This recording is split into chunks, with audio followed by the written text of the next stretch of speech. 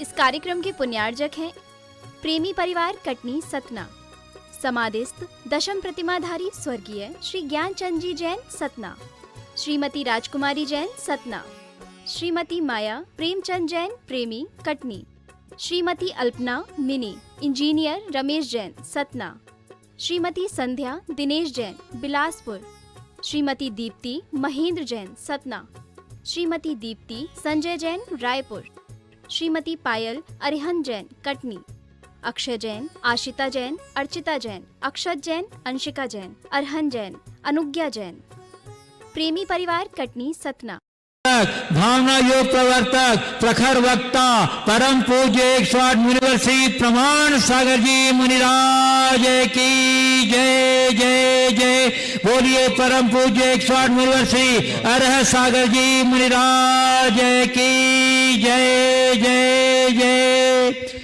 प्रिय दर्शकों, जिनवाणी चैनल एवं प्रामाणिक ऐप के माध्यम से प्रसारित होने वाले आज के प्रातःकालीन मंगलमय कार्यक्रम से जुड़े देश एवं विदेश के सभी दर्शकों, श्रोताओं और श्रद्धालुओं को सविनय जय जिनेन्द्र, मंगलमय सुप्रभातम। मैं आपको लिए चलूं जाप्यानुष्ठान की ओर। इसके पूर्व रोज की तरह हम लोग सामूहिक रूप से पूज्य गुरुदेव के चरण कमलों में त्रिवार नमोस्तु निवेदित करते हुए उनके मंगलमय आशीर्वाद से अपने को अभिषिक्त करके तार्थ करेंगे। तो हाथ जोड़िए, मस्तक झुकाइए और बोलिए मेरे साथ, नमोस्तु गुरुदेव, नमोस्तु गुरुदेव, नमोस्तु गुरुदेव। हे गुरुवर, जाप्यानुष्ठान कराकर हम लोगों को कृतार्थ करें। बोलिए मुनिवर्षी प्रमाण सागर जी महाराज की जय। ओम सम्यक दर्शनाय नमः। ओम सम्यक दर्शनाय नमः। ओम सम्यक ज्ञानाय नमः। ओम सम्यक ज्ञानाय नमः। ओम सम्यक चारित्राय नमः। ओम सम्यक चारित्राय नमः। ओम ह्रीं जगत शांतिकराय श्री शांतिनाथाय नमः। सर्वोपद्रव शांतिं कुरु कुरु स्वाहा। ओम ह्रीं जगत शांतिकराय श्री शांतिनाथाय नमः। सर्वोपद्रव शांतिं कुरु कुरु स्वाहा। ओम ह्रीं जगत शांतिकराय श्री शांतिनाथाय नमः। सर्वोपद्रव शांतिं कुरु कुरु स्वाहा। ओम ह्रीं जगत शांतिकराय श्री शांतिनाथाय नमः। सर्वोपद्रव शांतिं कुरु कुरु स्वाहा। ओम ह्रीं जगत शांतिकराय श्री शांतिनाथाय नमः। सर्वोपद्रव शांतिं कुरु कुरु स्वाहा। ओम ह्रीं जगत शांतिकराय श्री शांतिनाथाय नमः। सर्वोपद्रव शांतिं कुरु कुरु स्वाहा। ओम ह्रीं जगत शांतिकराय श्री शांतिनाथाय नमः। सर्वोपद्रव शांतिं कुरु कुरु स्वाहा। ओम ह्रीं जगत शांतिकराय श्री शांतिनाथाय नमः। सर्वोपद्रव शांतिं कुरु कुरु स्वाहा। ओम ह्रीं जगत शांतिकराय श्री शांतिनाथाय नमः। सर्वोपद्रव शांतिं कुरु कुरु स्वाहा। ओम ह्रीं जगत शांतिकराय श्री शांतिनाथाय नमः। सर्वोपद्रव शांतिं कुरु कुरु स्वाहा। ओम ह्रीं जगत शांतिकराय श्री शांतिनाथाय नमः। सर्वोपद्रव शांतिं कुरु कुरु स्वाहा। ओम ह्रीं जगत शांतिकराय श्री शांतिनाथाय नमः। सर्वोपद्रव शांतिं कुरु कुरु स्वाहा। ओम ह्रीं जगत शांतिकराय श्री शांतिनाथाय नमः। सर्वोपद्रव शांतिं कुरु कुरु स्वाहा। ओम ह्रीं जगत शांतिकराय श्री शांतिनाथाय नमः। सर्वोपद्रव शांतिं कुरु कुरु स्वाहा। ओम ह्रीं जगत शांति कराय श्री शांतिनाथाय नमः सर्वोपद्रव शांतिं कुरु कुरु स्वाहा। ओम ह्रीं जगत शांति कराय श्री शांतिनाथाय नमः सर्वोपद्रव शांतिं कुरु कुरु स्वाहा। ओम ह्रीं जगत शांति कराय श्री शांतिनाथाय नमः सर्वोपद्रव शांतिं कुरु कुरु स्वाहा। ओम ह्रीं जगत शांति कराय श्री शांतिनाथाय नमः सर्वोपद्रव शांतिं कुरु कुरु स्वाहा। ओम ह्रीं जगत शांति कराय श्री शांतिनाथाय नमः सर्वोपद्रव शांतिं कुरु कुरु स्वाहा। ओम ह्रीं जगत शांति कराय श्री शांतिनाथाय नमः सर्वोपद्रव शांतिं कुरु कुरु स्वाहा। ओम ह्रीं जगत शांति कराय श्री शांतिनाथाय नमः सर्वोपद्रव शांतिं कुरु कुरु स्वाहा। ओम ह्रीं जगत शांति कराय श्री शांतिनाथाय नमः सर्वोपद्रव शांतिं कुरु कुरु स्वाहा। ओम ह्रीं जगत शांति कराय श्री शांतिनाथाय नमः सर्वोपद्रव शांतिं कुरु कुरु स्वाहा। ओम ह्रीं जगत शांति कराय श्री शांतिनाथाय नमः सर्वोपद्रव शांतिं कुरु कुरु स्वाहा। ओम ह्रीं जगत शांति कराय श्री शांतिनाथाय नमः सर्वोपद्रव शांतिं कुरु कुरु स्वाहा। ओम ह्रीं जगत शांति कराय श्री शांतिनाथाय नमः सर्वोपद्रव शांतिं कुरु कुरु स्वाहा। ओम ह्रीं जगत शांति कराय श्री शांतिनाथाय नमः सर्वोपद्रव शांतिं कुरु कुरु स्वाहा। ओम ह्रीं जगत शांति कराय श्री शांतिनाथाय नमः सर्वोपद्रव शांतिं कुरु कुरु स्वाहा। ओम ह्रीं जगत शांति कराय श्री शांतिनाथाय नमः सर्वोपद्रव शांतिं कुरु कुरु स्वाहा। ओम ह्रीं जगत शांति कराय श्री शांतिनाथाय नमः सर्वोपद्रव शांतिं कुरु कुरु स्वाहा। ओम ह्रीं जगत शांति कराय श्री शांतिनाथाय नमः सर्वोपद्रव शांतिं कुरु कुरु स्वाहा। ओम ह्रीं जगत शांति कराय श्री शांतिनाथाय नमः सर्वोपद्रव शांतिं कुरु कुरु स्वाहा। ओम ह्रीं जगत शांति कराय श्री शांतिनाथाय नमः सर्वोपद्रव शांतिं कुरु कुरु स्वाहा। ओम ह्रीं जगत शांति कराय श्री शांतिनाथाय नमः सर्वोपद्रव शांतिं कुरु कुरु स्वाहा। ओम ह्रीं जगत शांति कराय श्री शांतिनाथाय नमः सर्वोपद्रव शांतिं कुरु कुरु स्वाहा। ओम ह्रीं जगत शांति कराय श्री शांतिनाथाय नमः सर्वोपद्रव शांतिं कुरु कुरु स्वाहा। ओम ह्रीं जगत शांति कराय श्री शांतिनाथाय नमः सर्वोपद्रव शांतिं कुरु कुरु स्वाहा। ओम ह्रीं जगत शांति कराय श्री शांतिनाथाय नमः सर्वोपद्रव शांतिं कुरु कुरु स्वाहा। ओम ह्रीं जगत शांति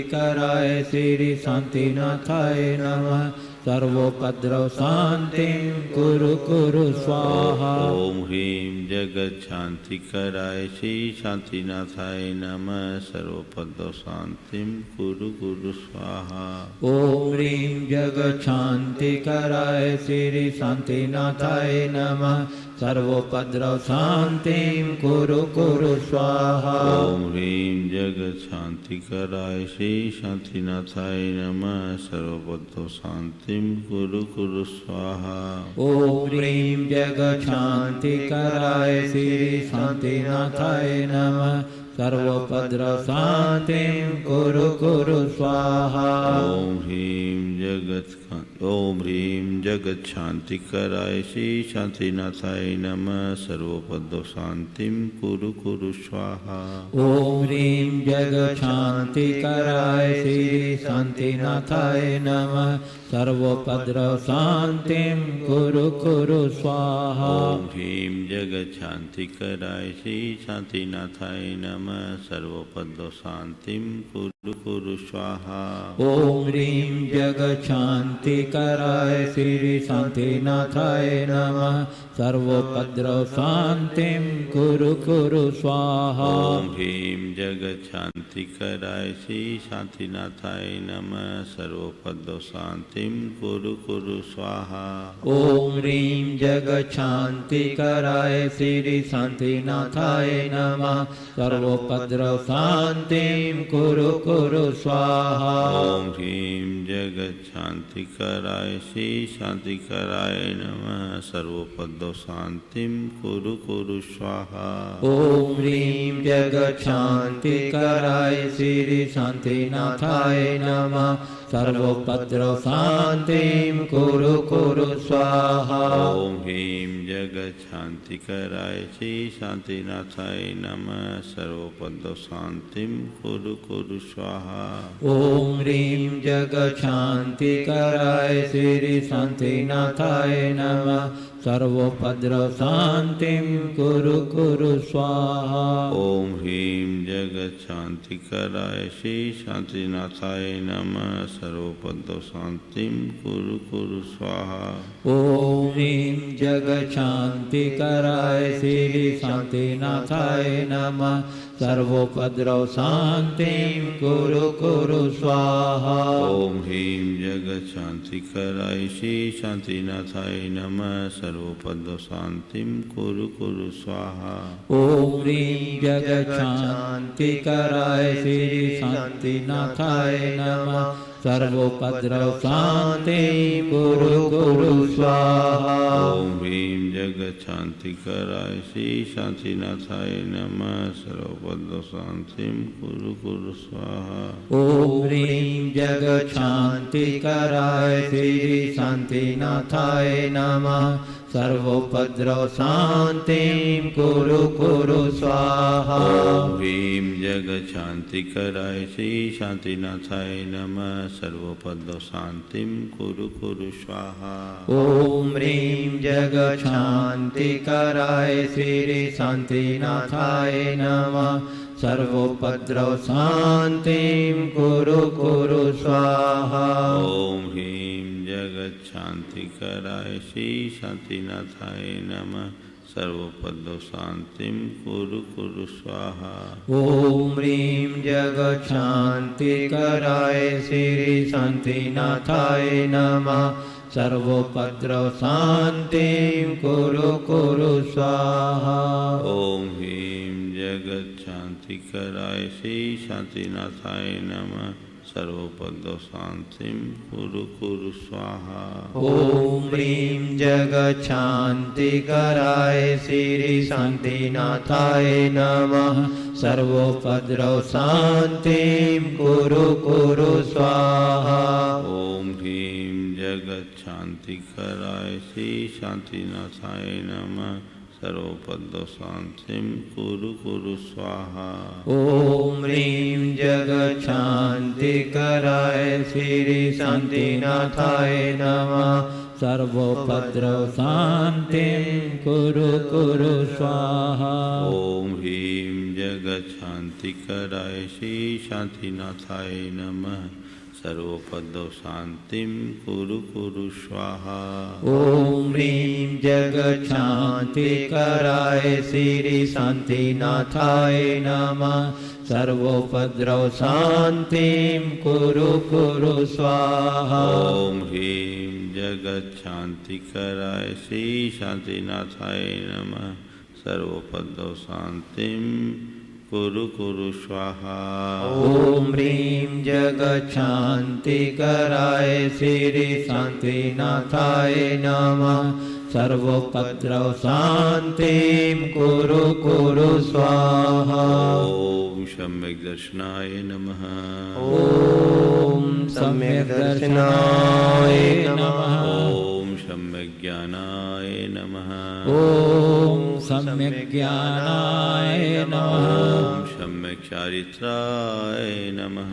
ओम सम्यक् चारित्राय नमः। जय बोलो शांतिनाथ भगवान की जय। बोलिए संत शिरोमणि परम पूज्य एक स्वाराचार्य गुरु और विद्यासागर जी महामुनिराज की जय। बोलिए परम मुनि श्री प्रमाण सागर जी महाराज की जय। परम रह सागर जी महाराज की। बंधुओं, मध्याह्न 3:15 से पूज्य गुरुदेव का स्वाध्याय कार्यक्रम रत्नकर्ण सावकाचार और तत्वार्थ ग्रंथ का चल रहा है, जिसका सीधा प्रसारण प्रमाणिक ऐप पर उपलब्ध है और दोनों ग्रंथ की PDF फाइल भी उपलब्ध है। आपसे अनुरोध है कि आप मध्याह्न 3:15 से होने वाले स्वाध्याय का पूरा लाभ लगावें और साथ ही आगामी सावक संस्कार शिविर के लिए रजिस्ट्रेशन का कार्यक्रम चालू है। प्रमाणिक ऐप पर आप अपने व्हाट्सएप नंबर को रजिस्टर्ड करावें, अपने परिवार के जितने भी व्हाट्सएप नंबर हैं सब करावें, ताकि पूरी सामग्री आपको उसके माध्यम से उपलब्ध हो सके। साथ ही प्रमाणिक ऐप और को डाउनलोड करें और मुनि प्रमाण सागर YouTube चैनल को सब्सक्राइब करें। आपको सारे कार्यक्रम निर्बाध रूप से मिलेंगे। आप इन दोनों सेवाओं का पूरा लाभ उठाएं। चलिए अब मैं गुरुदेव से विनम्र प्रार्थना करता हूं कि हे गुरुदेव अपने प्रवचन श्रृंखला की अगली कड़ी से संबोधित कर हम लोगों की साथ करें। नमोस्त गुरुदेव, नमोस्त गुरुदेव। सभी लोग अपने दोनों हाथ जोड़ लें और मेरे साथ महामंत्र के स्मरण के लिए अपना मनस तैयार करें।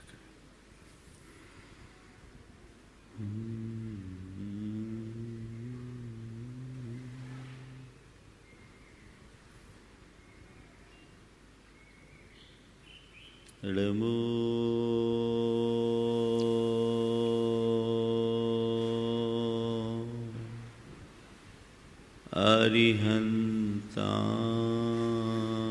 अरिहन्ताणं नमो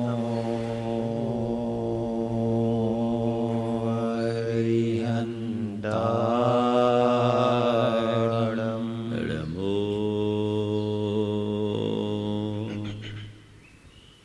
सिद्धाय नमो सिद्धाय नमो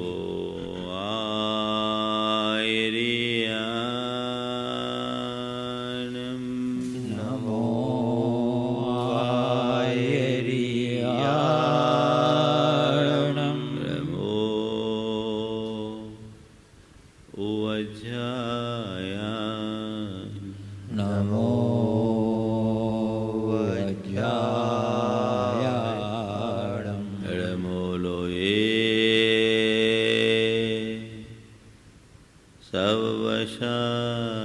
सवशाहुनं नमो लोये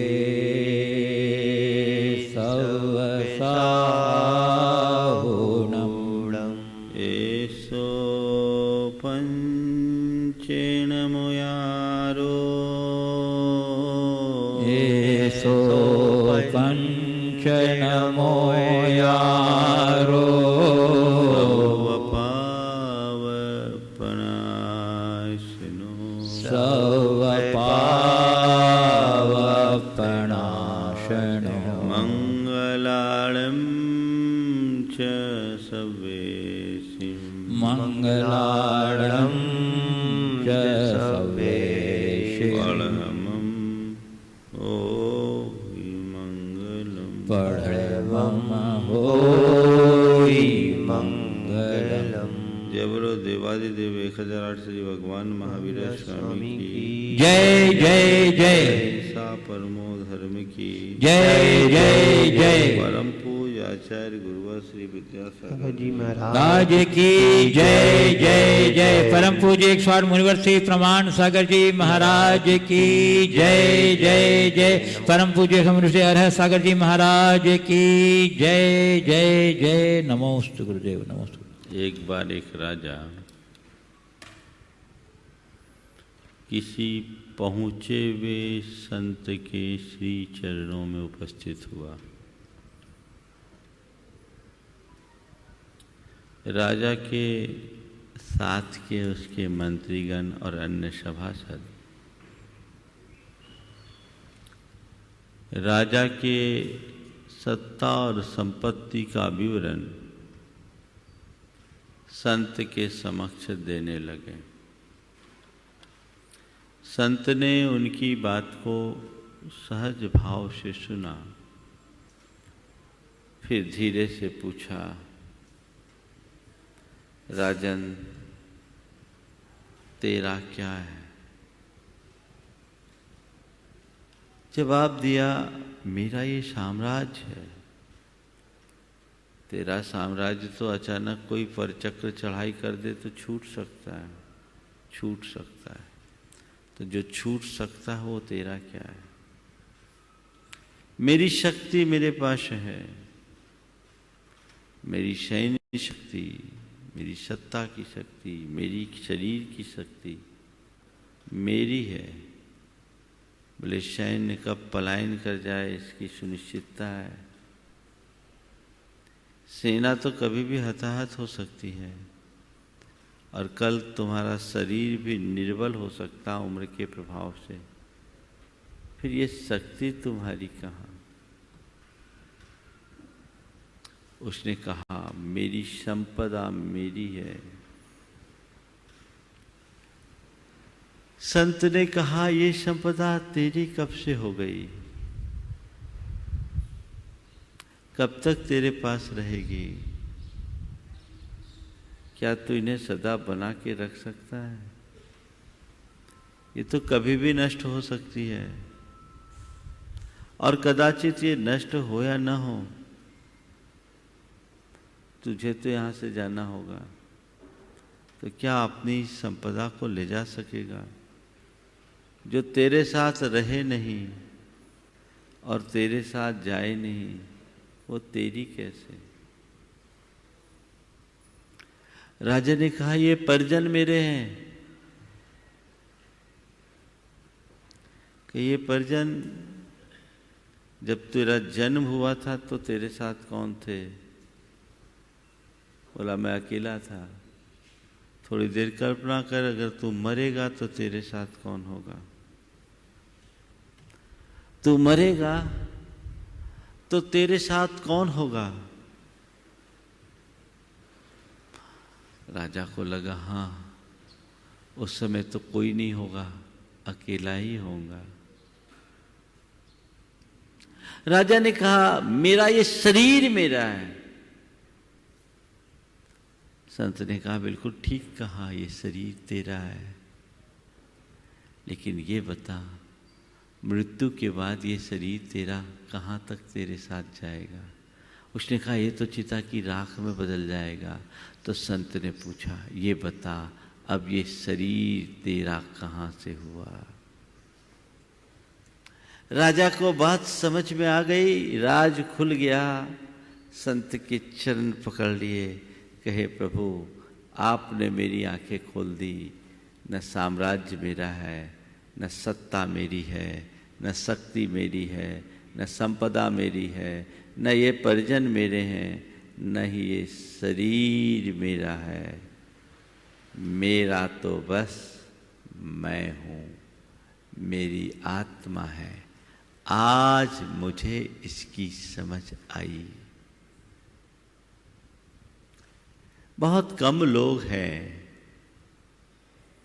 जो अपने जीवन में ये समझ विकसित कर पाते हैं। ये कहानी हम सब की है। आखिर मेरा क्या और मैं कौन, थोड़ा समझने की जरूरत है। और आज गुरुदेव अपने संदेश में हमें यही उपदेश दे रहे हैं। 1301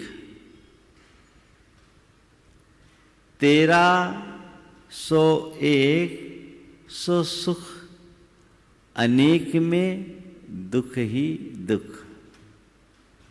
1301 सो सुख अनेक में दुख ही दुख। 1301 यही होनी चाहिए जीवन की टेक।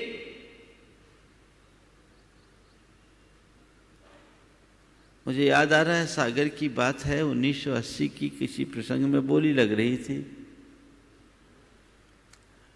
और बोली टूटी 1301 रुपये में। तो गुरुदेव ने कहा भाई बोली कि तुम जानो, पर सच्चाई यही है 1301। वो एक क्या है, उसे जानो, उसे पहचानो। वो एक क्या है? पूरा जीवन बीत जाता है, मनुष्य उस एक को नहीं पहचान पाता, और जिसके चक्कर में अपना जीवन बिताता है वो मनुष्य के साथ कहीं टिक नहीं पाता। गुरुदेव कहते हैं 1301 सुख अनेक में दुख ही दुख। अपनी आत्मा के में केंद्रित होने वाले के जीवन में सदैव सुख है, और आत्मा से बाहर जाने वाले को सदैव दुख ही दुख है। एक को जानो,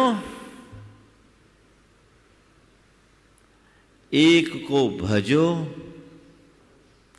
एक को ध्याओ, एक को पाओ। आज की 4 बातें। एक को जानो, एक को भजो, एक को ध्याओ और एक को पाओ। वो एक क्या है? कौन है वो एक? वह है तुम्हारे भीतर का शुद्ध आत्म तत्व। वह है तुम्हारे अंदर का ज्ञायक भाव। वह है तुम्हारे भीतर का चैतन्य। उस एक को जानो। सबसे बड़ी विडंबना ये है कि मनुष्य सबको जानता है पर खुद को नहीं जानता। वो एक क्या है? जिसने उसे जान लिया, पहचान लिया, वो तर गया, और जिसे उसका ज्ञान नहीं, भान नहीं, वो संसार में सड़ गया। वो एक आत्मा, एगो हम शाश्वतो आदा राण दंसन लक्षणो शेषा में बाहिरा भावा सब्वे संजोग लक्षणा। मैं एकमात्र शाश्वत आत्मा हूं। मेरा स्वभाव ज्ञान दर्शन है। मैं ज्ञान दर्शन लक्षण वाला हूं। जानना और देखना मेरा स्वभाव है। मुझसे भिन्न जितने भी बाह्य पदार्थ हैं वे सब संयोग लक्षण वाले हैं। मेरे पास हैं, मेरे नहीं हैं। मात्र मैं एक ज्ञाता दृष्टा आत्मा हूं। संसार की जितनी भी चीजें हैं उनसे मेरा कोई नाता नहीं है। उनसे मेरा कोई नाता नहीं है। ये समझ अपने भीतर होनी चाहिए। लेकिन ज्यादातर लोग बाह्य संयोगों में ही आत्मबुद्धि करके जीते हैं। देहात्म बोध के साथ जीने के कारण सब भ्रांति में जी रहे हैं। अपने आप को पहचान नहीं पा रहे। संत कहते हैं जानो तुम कौन हो। ये जो दिख रहा है वो तुम हो, या जो इसे देख रहा है वो तुम हो। आखिर तुम कौन हो? दिख रहा है वो, क्या दिख रहा है? ये रूप, ये बाहर का चोला, ये तुम नहीं। ये तो एक दिन चिता की राख में बदलेगा, खाक हो जाएगा। तुम हो इसके भीतर के परम तत्व। ये वेद विज्ञान तुम्हारे भीतर होना चाहिए। जब तक तुम ये नहीं जानते कि मैं शुद्ध आत्मा हूं, अपने दुखों का अंत नहीं कर सकते। भ्रांति में जीने वाले व्यक्ति को कभी सुखानुभूति हो नहीं सकती, और जो निर्भ्रांत होता है वो कभी दुखी नहीं हो सकता। जाने मैं कौन हूं, आत्मा के अज्ञान के कारण ही हमारा संसार भरा है। आप लोग बोलते हो मैं भ्रम्यो अपन पौ विशर आप, अपनायो विधि फल पुण्य पाप। निज को पर का करता पिछान, पर में अनिष्टता इष्ट जान।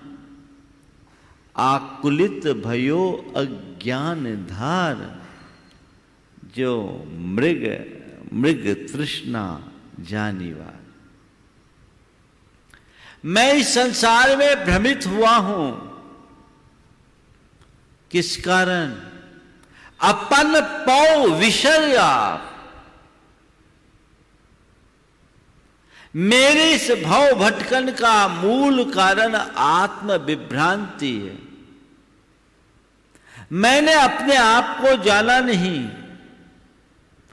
अपनायो विधि फल पुण्य पाप, कर्म के निमित्त से, पुण्य पाप के संयोगों से जो संयोग मुझे मिले, मैंने उन्हें ही अपना लिया और उनमें ही आत्म बुद्धि रखी। निज को पर का करता पिछान, पर में अनिष्टता इष्टमान। मेरे मन में पर के प्रति कर्तापन का भाव बना, और उस कर्तृत्व के अभिमान से ग्रसित होकर मैंने इष्टानिष्ट संयोग वियोगों में आकुलता का अनुभव किया। आकुलित भयो अज्ञानधार,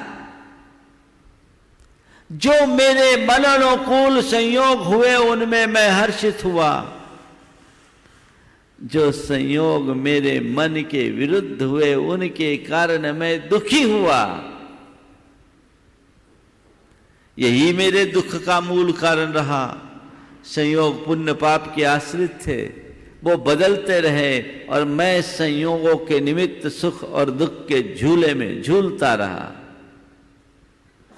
आकुलित भयो अज्ञानधार, जो मृग तृष्णा जानी बार। मेरी दशा उस मृग की भांति रही, जो मृग मरीचिका में दौड़ता है तो बस दौड़ता ही जाता है। प्यासे मृग को जब तीव्र प्यास लगती है, रेगिस्तान में रेत के कणों पर पड़ती हुई सूर्य की किरणें चमकती हुई दिखती है, मानो कोई सरोवर लहरा रहा हो। मृग उस रेत कणों में सरोवर के शीतल जल का भ्रम पालकर उस ओर दौड़ता है, उस ओर दौड़ता है कि थोड़ा और चलूंगा तो पानी मिल जाएगा। बस थोड़ी ही दूर वो सरोवर है, थोड़ी ही दूर वो सरोवर है, थोड़ी ही दूर वो सरोवर है। मृग दौड़ता दौड़ता दम तोड़ देता है, पर सरोवर तक पहुंच नहीं पाता। आखिर पहुंचेगा भी कैसे? सरोवर हो तब तो पहुंचे। वहां सरोवर था कहां? केवल सरोवर का भ्रम था। जो भ्रम के पीछे भागते हैं उनकी यही दशा होती है।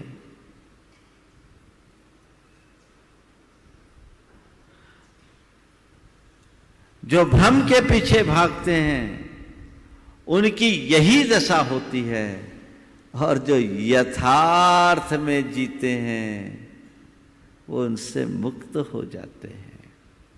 हर प्राणी आज भ्रम में जी रहा है। शरीर आदि संयोगों में आत्मबुद्धि रखते हुए पर में सुख की कल्पना कर रहा है। मेरा जो सुख है वो मेरे भीतर है।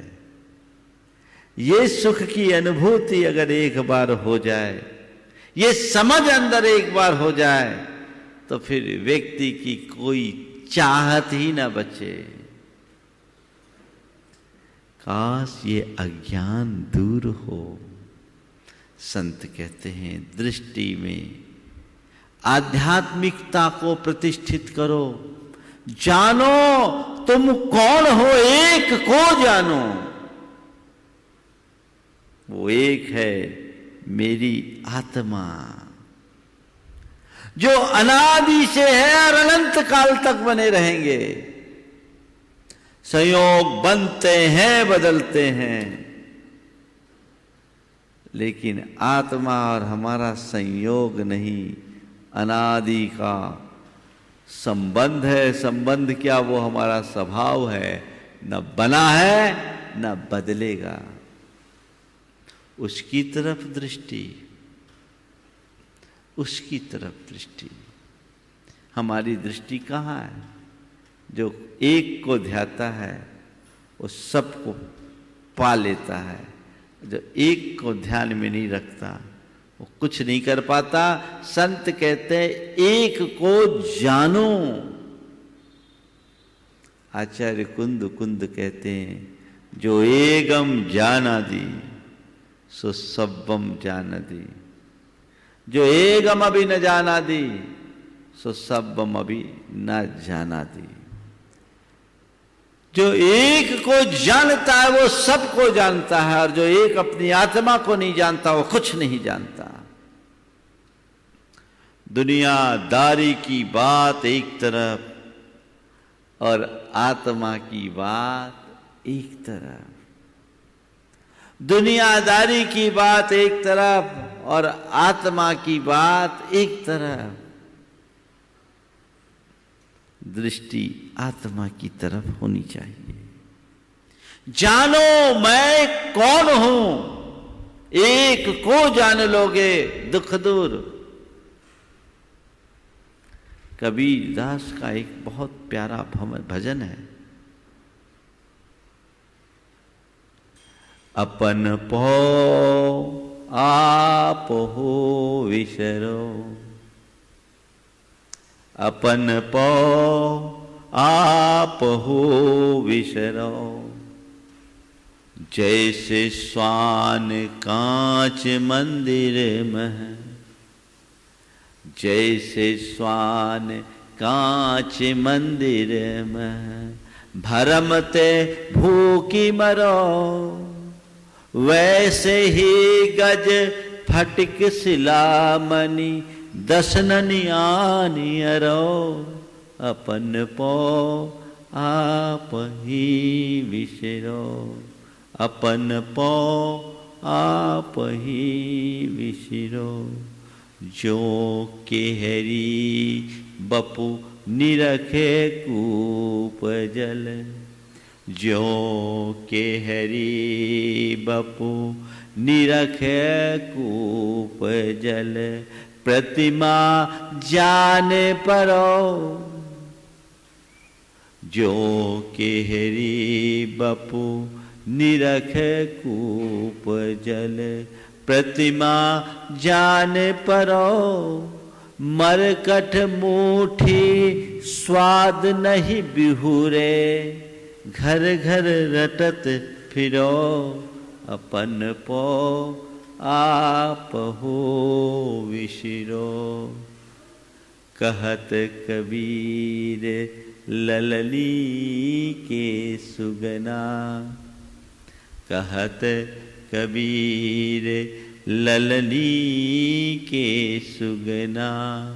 तो है कौन पकड़ो, अपन पो आप हो विसरो। आत्मबोध के अभाव में हमारी क्या दीन दशा होती है। कबीर ने इस भजन में कई प्रतीकात्मक उदाहरणों से बड़ा सुंदर मार्गदर्शन दिया। जैसे श्वान कांच मंदिर में भरमते भूख मरो, वो कहानी आप सबको पता है कि एक कुत्ता एक ऐसे महल में प्रवेश कर गया जो कांच का महल था, जिसकी दीवारें कांच की थी, छतें कांच की थी, आंगन कांच का था, सब कांच कांच। कुत्ता अंदर घुस गया और उस कुत्ते को चारों तरफ केवल अपना ही प्रतिबिंब दिखा। ये कुत्ता अकेला, उसके चारों तरफ हजारों कुत्ते। वो घबरा उठा। और जब मनुष्य डरता है तभी औरों को डराने की कोशिश करता है। घबराहट में वो जोर से भौंका तो हजारों कुत्ते एक साथ उस पर झपट पड़े। कहते हैं सुबह जब उस कक्ष को खोला गया तो कुत्ता वहीं छत बिक्षत पड़ा था, लहूलुहान हो गया था। सवाल है उस कुत्ते को किसने मारा? किसने मारा? उसके ही भ्रम ने मारा। काश कुत्ते को ये पता होता मैं तो बस मैं हूं, ये तो मेरी प्रतिछाया है, प्रतिबिंब है। काश उसे पता होता। यही तो मनुष्य की दशा है। दूसरा उदाहरण, जैसे श्वान कांच मंदिर में, वैसे ही गज फटक शिलामणि, दसन नियानियरो अपन पो आप हो विशरो। हाथी स्फटिक मणि की शिला के पास जाता है तो उसे उसका प्रतिबिंब उसमें पड़ता है। उसे लगता है कि इस मणि के, इस पत्थर के भीतर कोई हाथी घुसा है। वो अपना सिर मार मार कर सिर फोड़ लेता है, चट्टान नहीं फूट पाती, अपना जीवन तहस नहस कर लेता है। काश हाथी को ये पता लगता कि ये भी केवल प्रतिबिंब है। जो के हरी बपु निरखे कूप जल, प्रतिमा जान परो, मरकट मोठे स्वाद नहीं बिहुरे, घर घर रटत फिरो। वो कहानी हम सबको पता है, खरगोश और शेर वाली, कि शेर अपने ही प्रतिबिंब को देखकर कुएं में छलांग लगा लिया। और फिर बंदर होता है, बंदरों को पकड़ने के लिए सकरे मुंह के मटके में चने डाल दिए जाते हैं। बंदरों को चना बड़ा प्रिय होता है। बंदर चना निकालने के लिए मुट्ठी डालता है तो उसका हाथ भर जाने से बाहर नहीं निकल पाता, और बंदर को ये डर लगता है कि अंदर से हमें किसी ने पकड़ लिया है। कहत कबीर ललनी के सुगना, तो है कौन पकड़ो। प्रश्न कर रहे, तोतों को पकड़ने के लिए बहेलियां ललनी लटकाते हैं। ललनी क्या होता है मालूम? रस्सी के ऐसे फंदे में करीब 10-12 इंच का ऐसा लकड़ी का टुकड़ा फंसा दिया जाता है। इसको बोलते हैं ललनी। 1.5 फीट तक का लकड़ी का टुकड़ा रहता है। अब तोते जब इस पर बैठते हैं तो तोतों के वजन से ललनी ऐसे झूल जाती। ललनी झूल जाती है तो तोते उसको जोर से पकड़ लेते हैं, कहीं मैं गिर न जाऊं। अनंत आकाश में उड़ने की क्षमता रखने वाला वह तोता उस ललनी को पकड़ लेता है, और यही पकड़ उसकी कैद का कारण बन जाता है। बहेलिया बाद में उन्हें पकड़ लेते हैं। तोते को काश ये पता होता कि मैं अभी भी इसे छोड़ूं तो आसमान में उड़ सकता हूँ, लेकिन तोता छोड़ना नहीं जानता। वो उसे पकड़ता है और पकड़ करके जिंदगी भर वो पिंजरों में बंद हो जाता है। ऐसा केवल तोतों के साथ होता तो कोई बात नहीं, आज हर प्राणी के साथ ऐसा है।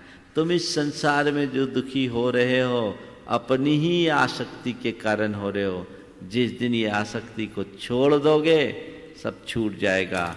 एक को जानो मैं कौन हूँ। उस आत्म तत्व की तरफ अगर एक बार दृष्टि जग जाए, जीवन निहाल हो जाए, तो 1301 में सुख, अनेक में दुख ही दुख। अपने से दूसरी तरफ गए तो दुख है, फंसे। जानो, एक को जानो, एक को भजो, अपनी आत्मा की सेवा करो। थोड़ा हिसाब लगा लो, जीवन पर्यंत ये तो जान लिया कि मैं आत्मा हूं। जितने से पूछो वो बोलते हैं, मानते तो ये जाने चाहे नहीं जाने। मानने और जानने में अंतर है।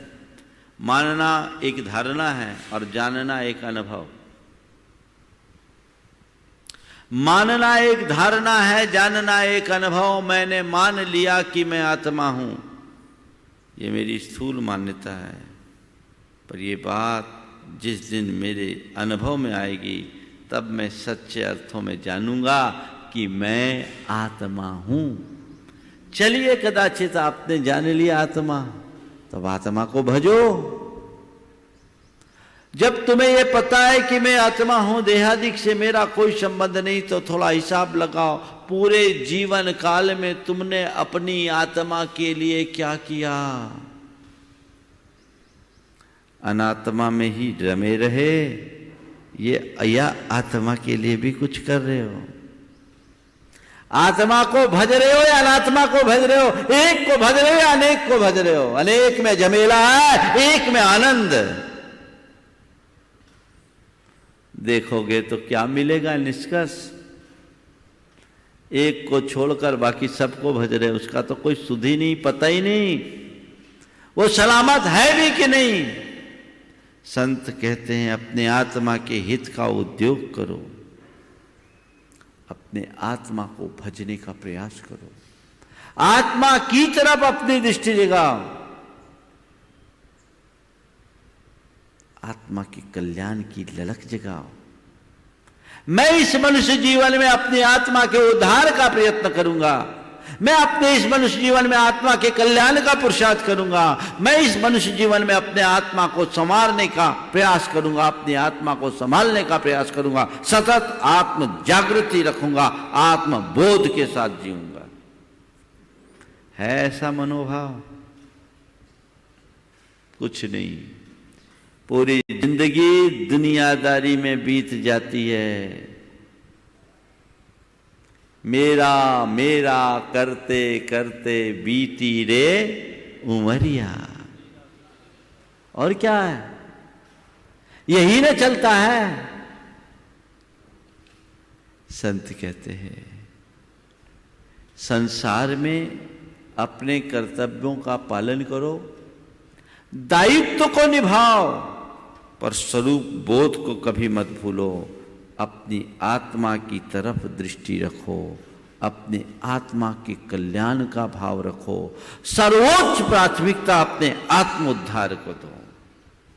ऐसा कोई कृत्य मत करो जिससे तुम्हारी आत्मा को दुखी होना पड़े, कलंकित होना पड़े, मलिन होना पड़े या पतित होना पड़े। ऐसा कर्म कभी मत करो।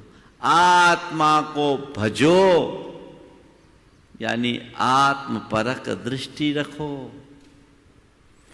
सब पर को भजते हैं, आत्मा को तो भजने का कोई को ख्याल ही नहीं। आत्मा का ही ख्याल नहीं तो भजेगा कहां? एक राजा था, उसकी 4 रानियां थी। एक रानी ऐसी थी जो बड़ी खूबसूरत थी और राजा का उस पर कुछ ज्यादा अनुराग था। वो सबसे ज्यादा उसी के पास रहता था, उसी का ख्याल करता था। दूसरी रानी उतनी रूपवान तो नहीं थी, पर वो एक बड़े राजघराने से आई हुई थी। उसे अपने संपदा का बड़ा मान था। राजा उसके पास भी जाया करता था। कभी कभार उसे अपने मन की बात भी सुनाया करता था। तीसरी रानी जो रूपवान नहीं थी, धनवान भी नहीं थी, पर वो बड़ी शक्तिमान थी।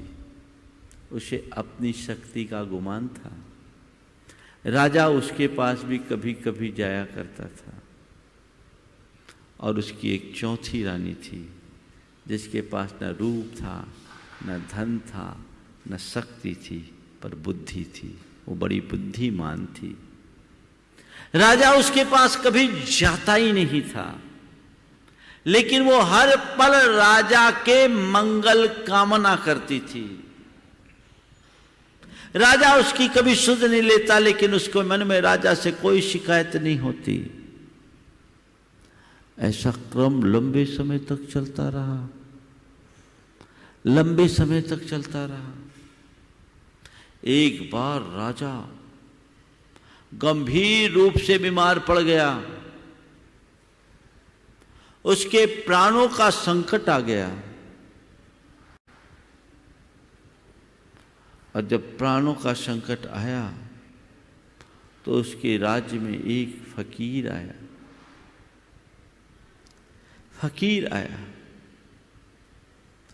फकीर ने कहा कि राजा के प्राणों का संकट है, राजा बच सकता है,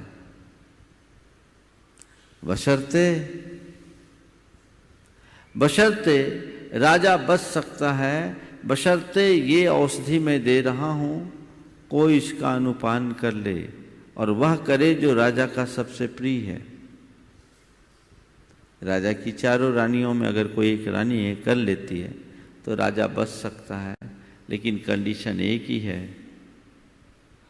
कि उसको लेने के बाद राजा तो बच जाएगा, लेने वाला वहीं खत्म हो जाएगा।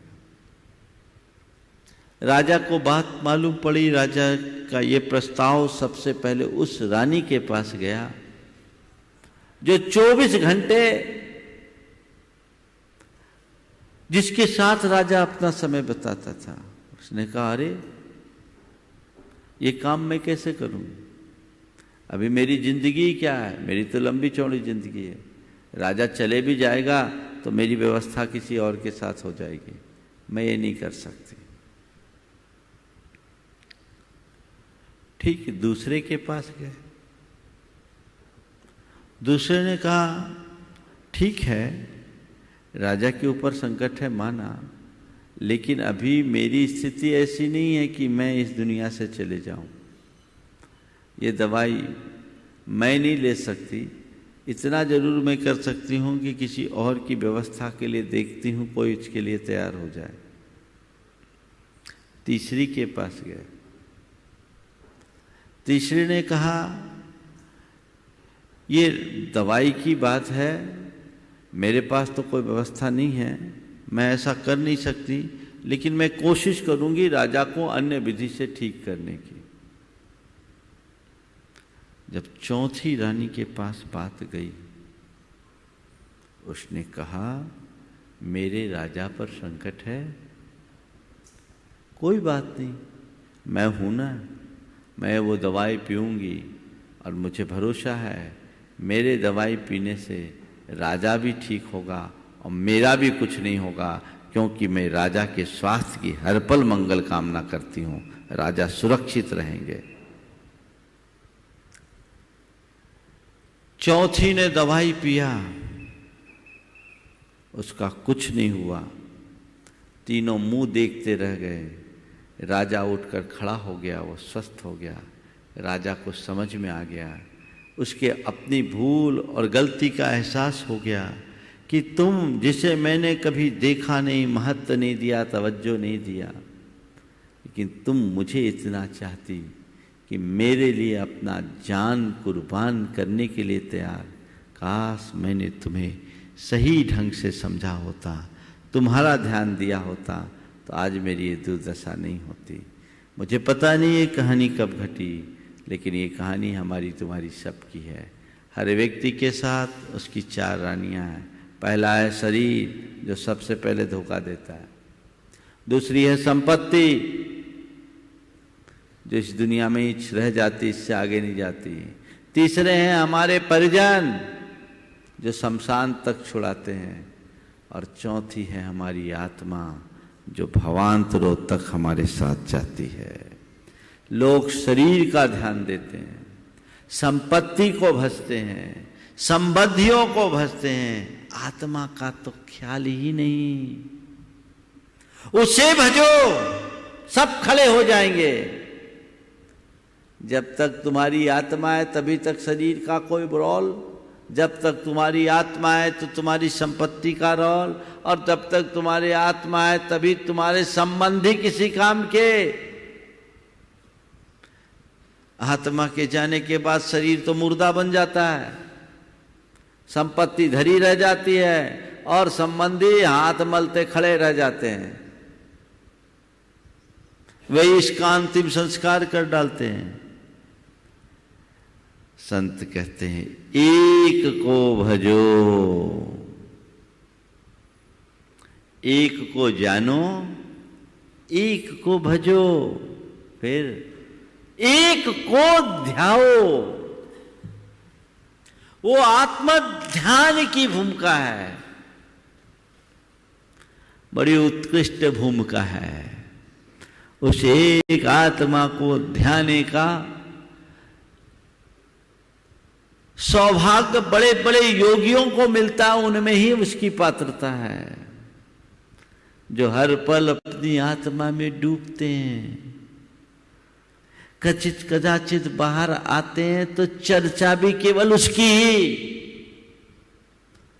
बाकी ये जड़ संसार तो केवल अनात्मा में ही रमा है। संत कहते हैं पहले जानो, फिर भजो, फिर ध्याओ। जो जाना ही नहीं वो भजेगा किसको, और जो भजेगा ही नहीं वो ध्याएगा किसको। आत्मा को ध्याओ, पर से नाता तोड़ो, हर पल ये भावना भाव। और आत्मा को ध्याने के लिए भी निरंतर उस आत्म तत्व की भावना भाने की अपेक्षा रहती है। हर पल जो भावना भाते रहते हैं वे ही आगे चल करके आत्मा का ध्यान कर पाते हैं। संत कहते हैं निरंतर ये चिंतन में लाओ, मैं शुद्ध आत्मा हूँ, मैं पवित्र आत्मा हूँ, मैं शांत आत्मा हूँ, मैं ज्ञान स्वभावी हूँ, मैं ज्ञान स्वरूप हूँ, मैं चैतन्यमयी हूँ। शुद्धोहम शुद्धोहम शांतोहम शांतोहम। ये चिंतन में लाओ, सहजानंदो हम, आनंद रूपो हम, सुख स्वरूपो हम। मैं वह चिरंतन आत्म तत्व हूं। ये भावना निरंतर भाइये, ये भावना योग हमें पर से हटाकर आत्मा को भजकर आत्मा को ध्याने की पात्रता देता है। निरंतर भाव सोहम सोहम सोहम। मेरे भीतर जो ज्ञानमयी चैतन्यमयी आनंदमयी सुख स्वरूप परम तत्व है वह मैं हूं। उसे ध्याओ, आत्मा का ध्यान रखो, आत्मा का भान रखो, आत्मा की तरफ दृष्टि रखो, तो जीवन का कल्याण होगा। जब आत्मा को ध्याओगे तभी आत्मा को पाओगे। आत्मा को पाना ही सिद्धि है। सिद्धि क्या है? सिद्धि स्वात्मोपलब्धि। अपनी आत्मा की उपलब्धि का नाम ही सिद्धि है, यही मुक्ति है। अभी तो अनात्मा में रमे हो, आत्मा में रह करके भी आत्मा से दूर हो, क्योंकि पता नहीं है, पता नहीं है। कहते निज नाभि में गंध है, मृग भटके संसार।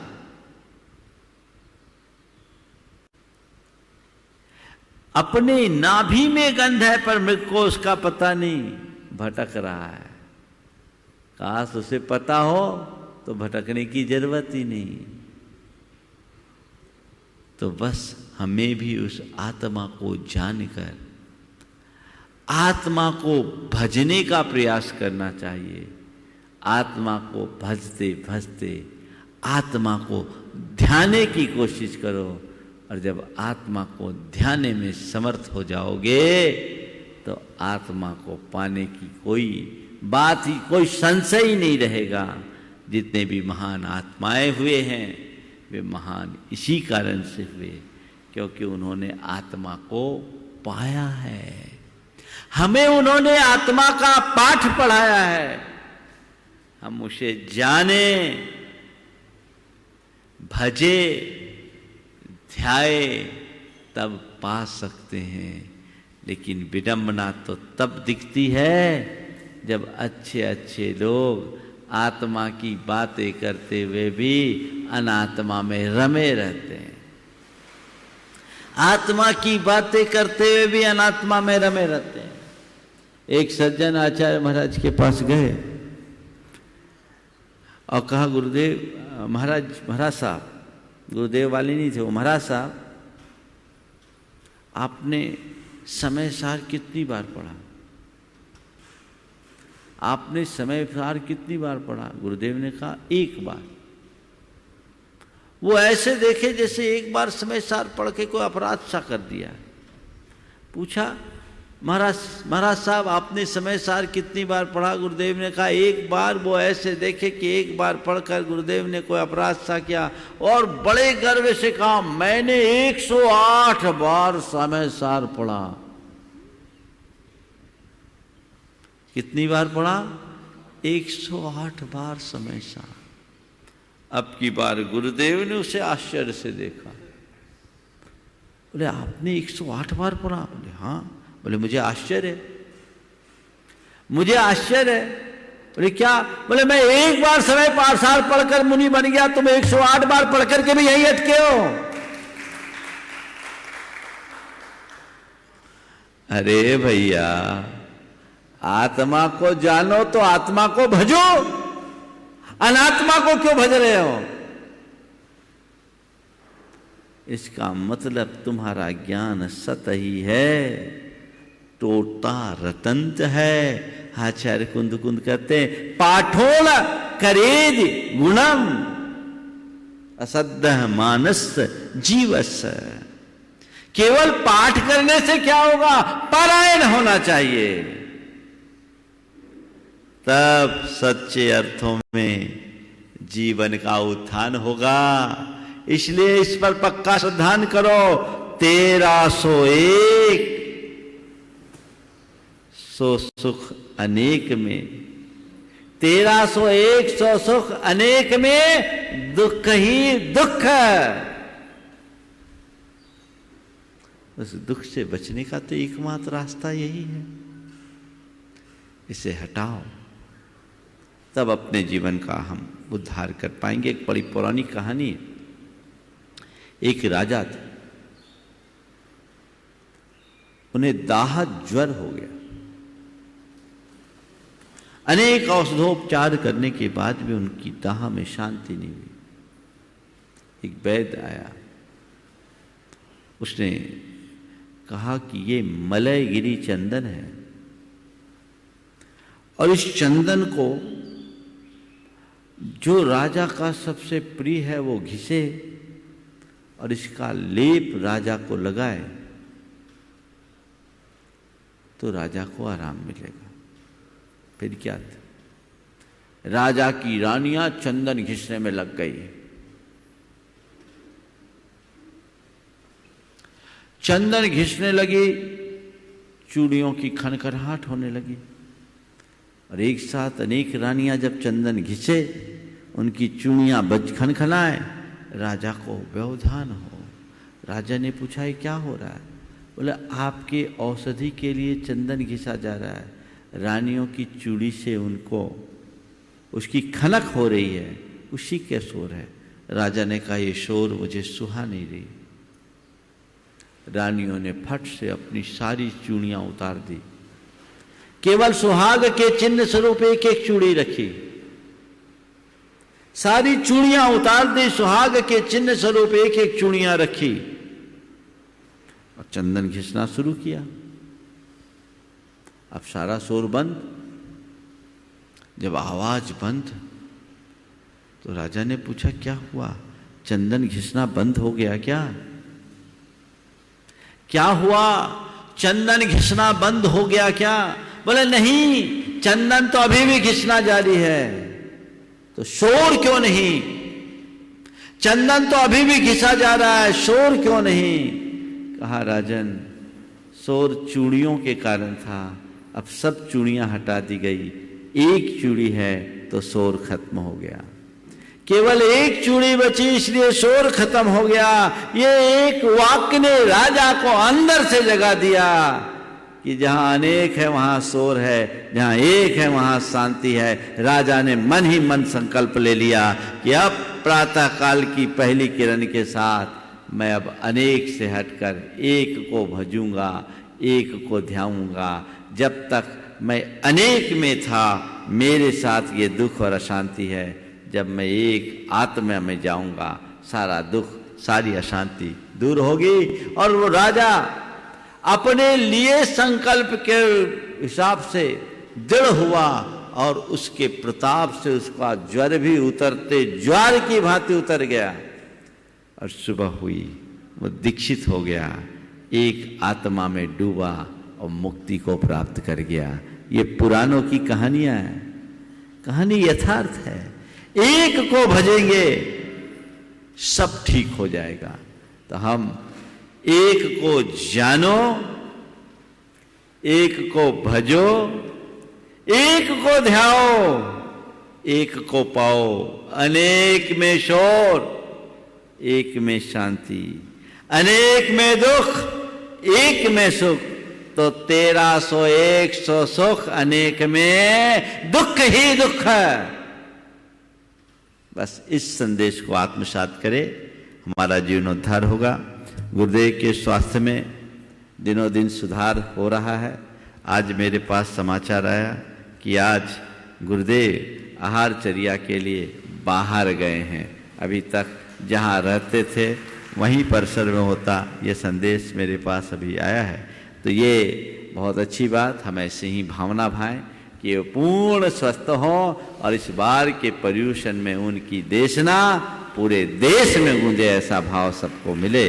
इस भाव के साथ हम सब जाप करके विराम लेंगे।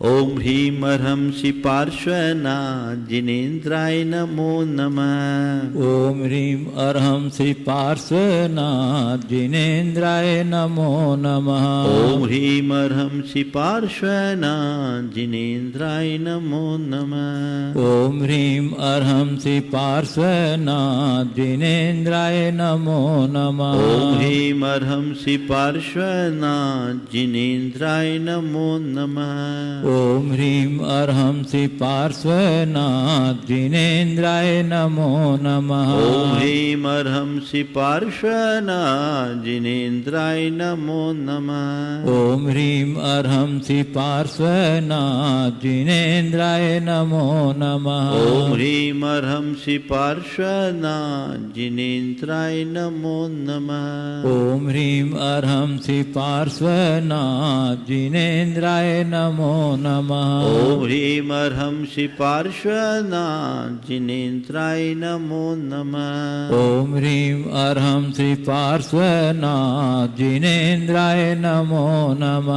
ओम ह्रीं अर्हंसि पार्श्वनाथ जिनेन्द्राय नमो नमः। ओम ह्रीं अर्हंसि पार्श्वनाथ जिनेन्द्राय नमो नमः। ओम ह्रीं अर्हंसि पार्श्वनाथ जिनेन्द्राय नमो नमः। ओम ह्रीं अर्हंसि पार्श्वनाथ जिनेन्द्राय नमो नमः। ओम ह्रीं अर्हंसि पार्श्वनाथ जिनेन्द्राय नमो नमः। ओम ह्रीं अर्हंसि पार्श्वनाथ जिनेन्द्राय नमो जय बोलो नमः। चिंतामणि श्री पार्श्वनाथ भगवान की जय। परम पूज्य आचार्य गुरुवर श्री विद्यासागर जी महाराज की।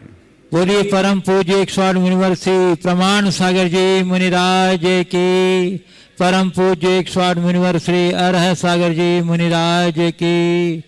बंधुओं,